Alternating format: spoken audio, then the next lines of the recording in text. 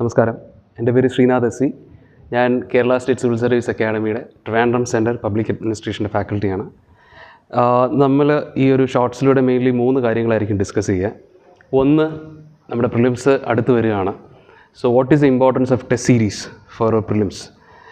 നിങ്ങളുടെ ഓരോ stage of റിവിഷനിലായിരിക്കും ഈ ഒരു ടൈം പീരീഡിൽ. ഇനി നമുക്ക് അറൗണ്ട് ഒരു 20 ഡേയ്സാണ് പ്രിലിംസിലേക്കുള്ളത്.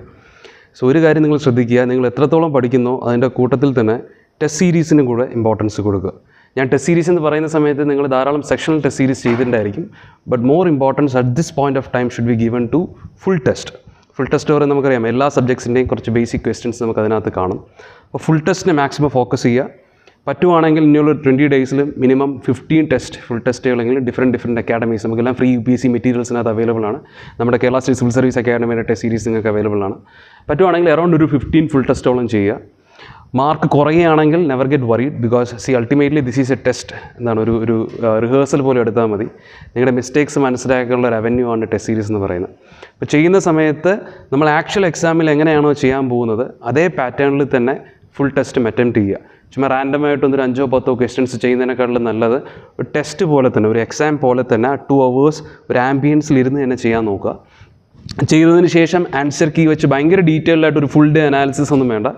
ജസ്റ്റ് ശരിയായ ആൻസേഴ്സും തെറ്റായ ആൻസേഴ്സ് എങ്ങനെയാണെന്നുള്ള അനാലിസിസ് ചെയ്യുക. തെറ്റിയത് എന്തുകൊണ്ട് തെറ്റി? ഫോർ എക്സാമ്പിൾ, നിങ്ങളുടെ എലിമിനേഷൻ വർക്കൗട്ട് ആവാത്തതാണോ, അല്ലെങ്കിൽ നിങ്ങൾ ചിന്തിച്ച എന്തെങ്കിലും ഫാക്ച്വൽ നോളജ് കംപ്ലീറ്റ്ലി ഓപ്പോസിറ്റ് ആണോ എന്നുള്ള കാര്യങ്ങൾ മാത്രം ഒന്ന് അനലൈസ് ചെയ്യുക. ബട്ട് അതിനകത്ത് തന്നെ പോസിറ്റീവായിട്ട് എന്തെങ്കിലും സിംറ്റം ഉണ്ടോ എന്ന് നോക്കുക. ഫോർ എക്സാമ്പിൾ, ഇപ്പം നിങ്ങൾ ഓപ്റ്റ് ചെയ്തത് ബി ആയിരുന്നു നിങ്ങളുടെ ആൻസർ, പക്ഷേ ആൻസർ വന്ന C ആയിരുന്നു. ബിയും C ആകാൻ നിങ്ങൾ വിചാരിച്ചു, പക്ഷേ ആൻസർ വന്ന C ആണ്, നിങ്ങൾ ഓപ്റ്റ് ചെയ്ത് B ആണ്.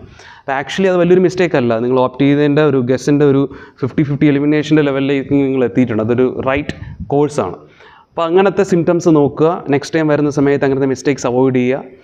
അനാവശ്യമായിട്ടുള്ള മിസ്റ്റേക്സ്, ഫോർ എക്സാമ്പിൾ നമ്മുടെ ശ്രദ്ധക്കുറവ് കൊണ്ട് വരുന്ന മിസ്റ്റേക്സ്, ഫോർ എക്സാമ്പിൾ ഇൻകറക്റ്റ് പോലത്തെ കാര്യങ്ങൾ കാണാതാവുക, അല്ലെങ്കിൽ ക്വസ്റ്റിനകത്തുള്ള യുണീക്ക്, ഇപ്പം ലിബേർട്ടിയെ പറ്റിയുള്ള മീനിങ്സ് ഒക്കെ സ്ഥിരം ചോദിക്കുന്നതാണ്. അപ്പോൾ അങ്ങനത്തെ ക്വസ്റ്റിനകത്തുള്ള യുണീക്ക് സ്റ്റേറ്റ്മെൻറ്റ്സ് മനസ്സിലാക്കാതെ പോവുക. അങ്ങനത്തെ നമ്മുടെ ശ്രദ്ധക്കുറവ് കൊണ്ടുവരുന്ന മിസ്റ്റേക്സ് ഒക്കെ മാക്സിമം അവോയ്ഡ് ചെയ്യാൻ നോക്കുക. അപ്പോൾ ഈ ടെസ്റ്റ് സീരീസ്, ഈ നമ്മളീ പറഞ്ഞൊരു 10-15 ഫുൾ ടെസ്റ്റിലൂടെ കിട്ടുന്ന എക്സ്പീരിയൻസ്, അതിലൂടെ ഒരു പാറ്റേൺ നിങ്ങൾ ഡെവലപ്പ് ചെയ്തെടുക്കുന്ന പാറ്റേൺ ആണ് നമുക്ക് ആക്ച്വൽ പ്രിലിംസിലേക്ക് വരുന്ന സമയത്ത് നമ്മളെ ഹെൽപ്പ് ചെയ്യാൻ പോകുന്നത്. സോ ഈ ടെസ്റ്റ് ഓരോന്നും വളരെ ഇമ്പോർട്ടൻ്റ് ആയിട്ട് തന്നെ എടുക്കാൻ ശ്രമിക്കുക. നല്ല ക്വാളിറ്റി ടെസ്റ്റ് സീരീസ് തന്നെ ചെയ്യാൻ ശ്രമിക്കുക. സെക്കൻഡ് തിങ് എനിക്ക് പറയാനുള്ളത് നമ്മുടെ ആക്ച്വൽ പ്രിലിംസിൻ്റെ ഡേറ്റിനെ പറ്റിയിട്ടാണ്. നമ്മൾ എന്തൊക്കെ പഠിച്ചു, എന്തൊക്കെ ടെസ്റ്റ് സീരീസ് ചെയ്തു എന്നുള്ളതൊന്നും മാറ്റർ ചെയ്യുന്നില്ല compared to the last day, because that is a D-Day. മെയിൻസിനെ സംബന്ധിച്ചിടത്തോളം നമുക്ക് 5 ദിവസം നീണ്ടു നിൽക്കുന്ന എക്സാമാണ്, 3 മണിക്കൂർ നീണ്ടു നിൽക്കുന്ന എക്സാമാണ്, ഡിസ്ക്രിപ്റ്റീവാണ്. അതുകൊണ്ട് അതിനകത്ത് എലമെൻറ്റ് ഓഫ് ലക്കിൻ്റെ ചാൻസ് കമ്പാരിറ്റീവ്ലി കുറവാണ്. പക്ഷേ പ്രിലിംസിനകത്ത് വരുന്ന സമയത്ത് നമുക്കറിയാം, ഒരു ക്വസ്റ്റ്യൻ അങ്ങോട്ടോ ഇങ്ങോട്ടോ ശരിയോ തെറ്റോ മാറിക്കഴിഞ്ഞാൽ തന്നെ നമുക്ക് 2.66 മാർക്സാണ് അങ്ങോട്ട് പോകുന്നത് തെറ്റായി കഴിഞ്ഞാൽ. സോ നമ്മൾ ഇന്നാവാനോ ഔട്ടാവാനുള്ള ചാൻസ് ഡിറ്റർമിൻ ചെയ്യുന്ന ചിലപ്പോൾ ഒരു ക്വസ്റ്റ്യനൊക്കെ ആയിരിക്കാം. സോ ആ ദിവസത്തെ പ്രസൻസ് ഓഫ് മൈൻഡ്, ആ ദിവസത്തെ എക്സാം നമ്മൾ എങ്ങനെയാണ് നേരിടാൻ പോകുന്നു എന്നുള്ളതാണ് ഏറ്റവും ഇമ്പോർട്ടൻറ്റ്. സോ നിങ്ങൾ ആ ദിവസം വളരെ പ്രിപ്പയർഡായിട്ട് തന്നെ പോവുക. പ്രിപ്പയർഡ് ഇൻ ദ സെൻസ്, ഞാൻ ഉദ്ദേശിച്ച് ഒരു പ്രജുഡിസ്റ്റിക് മൈൻഡിൽ പോകണമെന്നല്ല, കഴിയുന്നിടത്തോളം ഓപ്പൺ മൈൻഡ് സെറ്റിൽ ഒരു ഇങ്ങനെയായിരിക്കും അങ്ങനെയായിരിക്കും എന്നുള്ളൊരു പ്രീ കൺസീവ്ഡ് നോഷൻ ഇല്ലാതെ തന്നെ അറ്റ് ദ സെയിം ടൈം എന്ത് വന്നാലും ഞാൻ ഫൈറ്റ് ചെയ്യും എന്നുള്ളൊരു മൈൻഡ് സെറ്റിൽ തന്നെ അന്നത്തെ ദിവസം എക്സാമിന് പോകാൻ മാക്സിമം ശ്രമിക്കുക. ഇരിക്കുന്ന ദിവസം തീർച്ചയായിട്ടും ഒരു കാര്യം ഞാൻ പറയാം, നമ്മൾ UPSC പറയുന്നത് തന്നെ അൺപ്രഡിക്റ്റബിൾ എക്സാം എന്നാണ്. എന്തായാലും നിങ്ങൾ എക്സ്പെക്റ്റ് ചെയ്യുന്നതിൽ എന്തെങ്കിലുമൊക്കെ വേരിയേഷൻ ക്വസ്റ്റ്യൻ പേപ്പർ പാറ്റേണിനകത്ത് കാണും. ചിലപ്പോൾ നിങ്ങൾക്ക് കിട്ടുന്ന ABCD കോഡുകളിൽ ഏതെങ്കിലും ഒരു കോഡിനകത്ത് ആദ്യത്തെ 20 ക്വസ്റ്റ്യനോളം ചിലപ്പോൾ നിങ്ങൾക്ക് അറിഞ്ഞുകൂടാത്തതായിരിക്കും. സോ കഴിയുന്നിടത്തോളം നിങ്ങളുടെ മൈൻഡ് പ്രസൻസ് ആ എക്സാമിനകത്ത് കൊണ്ടുവരാൻ ശ്രമിക്കുക. ആദ്യത്തെ ഒരു 20 ക്വസ്റ്റ്യനോളം അറിഞ്ഞുകൂടെങ്കിലും ഇറ്റ്സ് ഫൈൻ. നിങ്ങൾക്ക് പാടാണെങ്കിൽ നിങ്ങളൊരു കാര്യം ആലോചിക്കുക, ബാക്കി എല്ലാവർക്കും പാട് തന്നെയാണ്. സോ അറിഞ്ഞുകൂടാത്തതാണ് എന്ന ലെവൽ ആദ്യമേ കയറി പാനിക് ആവേണ്ട. നിങ്ങൾ മനസ്സിൽ ഈ ഫുൾ ടെസ്റ്റ്, നമ്മൾ ഈ പറഞ്ഞ റിഹേഴ്സ് ഫുൾ ടെസ്റ്റ് ചെയ്യുന്ന സമയത്ത് നിങ്ങൾ പ്ലാൻ ചെയ്തൊരു പാറ്റേണിൽ തന്നെ എക്സാം ചെയ്തു നോക്കുക. നോർമലി എല്ലാവരും ഫോളോ ചെയ്യുന്ന ഫസ്റ്റ്, സെക്കൻഡ്, തേർഡ് റീഡിംഗ് എന്ന് പറയുന്ന ഒരു പാറ്റേൺ ആണ്. അപ്പോൾ അതാണ് നിങ്ങളും ഫോളോ ചെയ്യുന്നതെങ്കിൽ ആ പാറ്റേണിൽ തന്നെ സ്റ്റിക്കിൻ ചെയ്യുക. മാർക്ക് ചെയ്യുന്ന സമയത്ത് OMR ഷീറ്റിനകത്ത് മാർക്ക് ചെയ്യുന്ന സമയത്തൊക്കെ പ്രസൻസ് കൊടുക്കുക. ആദ്യം ക്വസ്റ്റ്യൻ റീഡ് ചെയ്യുന്ന സമയത്ത് അണ്ടർലൈൻ ചെയ്യേണ്ട വേർഡ്സ് അണ്ടർലൈൻ ചെയ്യുക. ആ ടൈം ലിമിറ്റിനകത്ത് തന്നെ കംപ്ലീറ്റ് ചെയ്യുക. ഫോർ എക്സാമ്പിൾ, ഫസ്റ്റ് റീഡിംഗ് ആണെങ്കിൽ ഒരു 1-1.25 മണിക്കൂറിനകത്ത്, മാക്സിമം 1.25 മണിക്കൂറിനകത്ത് തന്നെ ഫസ്റ്റ് റീഡിംഗ് കംപ്ലീറ്റ് ചെയ്യുക. അതിനകത്ത് മാക്സിമം ക്വസ്റ്റ്യൻസ് അറ്റൻഡ് ചെയ്യുക. ഒരു സ്വീറ്റ് ആയിട്ടുള്ള ഒരു നമ്പർ നമ്മൾ അറ്റൻഡ് ചെയ്യേണ്ട നമ്പർ എന്ന് പറയപ്പെടുന്നത് അറൗണ്ട് 80-85 ആണ്. അത് മാൻഡേറ്ററി എന്നല്ല, ഇതിനകത്തൊന്നും ഒരു ഫിക്സഡ് നമ്പർ ഇല്ല. പക്ഷേ നിങ്ങൾക്ക് സേഫ് എന്ന് തോന്നുന്ന ഒരു നമ്പർ, മിനിമം നമ്പർ എന്തായാലും അറ്റൻഡ് ചെയ്യാൻ ശ്രമിക്കുക. പേപ്പർ ടൈം ലിമിറ്റിനകത്ത് തന്നെ കൺട്രോൾ ചെയ്യുക, കംപ്ലീറ്റ് ചെയ്യുക. സോ ഇതിനകത്ത് ഏറ്റവും ഇമ്പോർട്ടൻറ്റ് നമ്മൾ ഈ പറഞ്ഞു വരുന്നത് എക്സാമിൻ്റെ ടെമ്പോയാണ്. നിങ്ങളുടെ കയ്യിൽ നിന്ന് ഒരിക്കലും പരീക്ഷ പോകാൻ പാടില്ല. ആ പ്രസൻസ് ഓഫ് മൈൻഡാണ് ആ ദിവസത്തെ ഏറ്റവും ഇമ്പോർട്ടൻറ്റ് മാറ്റർ. അത് നിങ്ങളുടെ കയ്യിലുണ്ടെങ്കിൽ നിങ്ങൾ സെലക്ട് ആവാനുള്ള പ്രിലിംസ് ഇന്നാവാനുള്ള ചാൻസ് വളരെ കൂടുതലാണ്. സോ ആ ദിവസം വളരെ ഈ പറയുന്ന പോലെ be prepared for everything but be ready for the best fight, giving A best fight. ആ ഒരു മൈൻഡ് സെറ്റിൽ തന്നെ എക്സാം അറ്റൻഡ് ചെയ്യുക.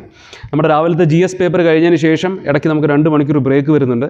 ആ സമയത്ത് മാക്സിമം മൊബൈൽ ഫോൺ എടുത്തിട്ട് നിങ്ങൾക്ക് തെറ്റിയ ഡൗട്ടുള്ള ക്വസ്റ്റ്യൻസ് നോക്കാനോ അല്ലെങ്കിൽ ആൾക്കാരെടുത്ത് ഡിസ്കസ് ചെയ്യാനോ ഒന്നും പോകരുത്. അടുത്ത CSAT വേണ്ടിയിട്ടുള്ള എന്തെങ്കിലും പ്രിപ്പറേഷൻ ചെയ്യാനുണ്ടെങ്കിൽ അത് ചെയ്യുക. കഴിഞ്ഞു. GS1 നിങ്ങൾക്ക് അറിയാൻ പാടില്ല. കാരണം ഇഷ്ടംപോലെ പേർക്ക് ഈ ഫസ്റ്റ് പേപ്പർ അവർ തെറ്റിപ്പോയി അല്ലെങ്കിൽ അതിൻ്റെ വരിയിൽപ്പെട്ട് CSAT പോകുന്ന ഒരു സിറ്റുവേഷൻ നമുക്ക് ധാരാളം കാണാൻ പറ്റും. അതുകൊണ്ട് മാക്സിമം ഫസ്റ്റ് പേപ്പർ കഴിഞ്ഞതിന് ശേഷം അടുത്ത CSATലേക്ക് വേണ്ടിയിട്ടുള്ളൊരു പ്രിപ്പറേഷൻ എടുക്കുക. വേണമെങ്കിൽ ഒരു 5-10 മിനിറ്റ് ഒന്ന് ജസ്റ്റ് പെട്ടെന്നൊരു സ്പീഡ് നാപ്പ് പോലെ എന്തെങ്കിലും ഒന്ന് എടുക്കുക. അതിനുശേഷം CSAT അറ്റൻഡ് ചെയ്യുക. സോ അതിൻ്റെ ഇടയ്ക്ക് ഒരു ഡിസ്കഷനും ഒരു രീതിയിലുള്ള ഇൻ്റർനെറ്റ് ബ്രൗസിങ്ങും ഒന്നും ചെയ്യാതിരിക്കുന്നതായിരിക്കും തീർച്ചയായിട്ടും ഏറ്റവും ബെറ്റർ ആയിട്ടുള്ള സ്ട്രാറ്റജി. തേർഡ് തിങ്, പ്രിലിംസുമായിട്ട് ബന്ധപ്പെട്ടുള്ളതല്ല, നമ്മുടെ മെയിൻസിലേക്ക് പോകുന്ന സമയത്താണ്. പ്രിലിംസിൽ നിങ്ങൾ വായിക്കുന്നത് മെയിൻസിന് ആവശ്യമുള്ള കാര്യങ്ങളാണ് പലതും. എസ്പെഷ്യലി നമ്മൾ PT 365 പോലെ കറണ്ട് അഫയേഴ്സ് റിലേറ്റഡ് മാറ്റേഴ്സ് വായിക്കുന്നത്. സോ ജസ്റ്റ് അതിനകത്ത് ഇമ്പോർട്ടൻ്റ് ആയിട്ട് മെയിൻസിനകത്ത് നമുക്ക് കോട്ട് ചെയ്യാൻ പറ്റുന്ന എക്സാമ്പിൾസ് അല്ലെങ്കിൽ ഫാക്ച്വൽ നോളജ് എന്തെങ്കിലും ഉണ്ടെങ്കിൽ അതൊന്ന് ജസ്റ്റ് ഒന്ന് മെൻഷൻ ചെയ്ത് വെച്ചിരിക്കുക. സെയിം കണ്ടൻറ്റ് തന്നെ നമുക്ക് മെയിൻസിലേക്ക് നമുക്ക് യൂസ് ചെയ്യാൻ പറ്റും.